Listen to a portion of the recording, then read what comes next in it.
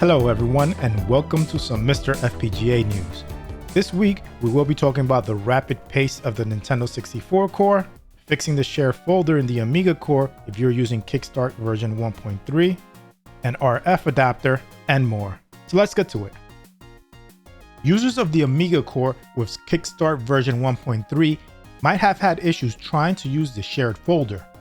This is a folder on the MiSTer SD card that you can drag and drop files onto. Then, on the Amiga core, with the appropriate configuration, you can access that SD card folder within the core. Michael Bosshard on Twitter posted a forum thread that talks about getting the shared folder working with Kickstart 1.3. So, if you're a Kickstart 1.3 user, then I suggest you check out the thread if you want to use a shared folder. The Nintendo 64 core is moving at an amazing pace. Over the week, first, an RSP bug was fixed that prevented several games from crashing. The video for this post showed off Majora's Mask, a Mario Party game, and Pokemon Snap. Another post showed a bug fix for the color blender. This helped with issues with fog. The next post showed Mario finally shedding his demonic form and getting his eyes back.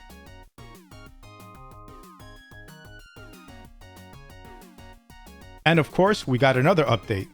This one talked about implementing SRAM and helped get more games running. And some of these games are bangers. Ocarina of Time was shown off. So was Super Smash Bros.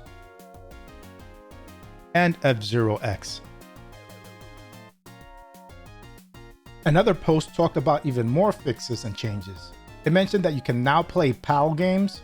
There was a Z-buffer fix for Hexen, and a fix for transparent polygon edges. And Robert mentions that with that fix, you can now see Drake Lake in Wave Rave 64 in all its beauty. The core already looks in such a great state. There's still more work to do, but it's freaking amazing what has been accomplished so far. Mr. Addon says that his RF adapters are all but complete. He just received samples, the PCBs are done, and the enclosures are ready for full production.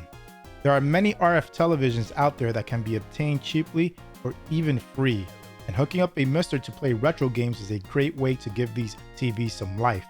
However, if you live in a big city, you might get a lot of interference using RF. But if you don't, you'll be surprised just how good RF can look when there's no interference around. The Genesis core has officially been deprecated, but at the time of editing this video, it is still part of the download distribution. It has been replaced by the new Mega Drive core based on the nuked MD Mega Drive FPGA core. You should stop using the Genesis core and move all your Genesis ROMs to the Mega Drive folder, as that's the folder where the new core will look for them. We've been getting hints from the MARSFPGA project regarding games. There have been several videos being shown of games, but it's unknown if cores are already created or what is being showed is what's technically possible with the MARSFPGA project. Of interest are a couple of videos regarding the Sega Saturn. A video of Marvel vs. Capcom 2. This game was originally released for the Sega Naomi arcade and also was ported to the Dreamcast, which the Naomi is based on. There was also a video for Street Fighter 3 Third Strike for the Dreamcast. Again, it's unknown if cores already exist or if these videos are showing what's capable. If you are interested in using NFC cards to run games on the MiSTer FPGA with just a tap, I released a video last week that guides you through the process of using Whizzle's NFC script.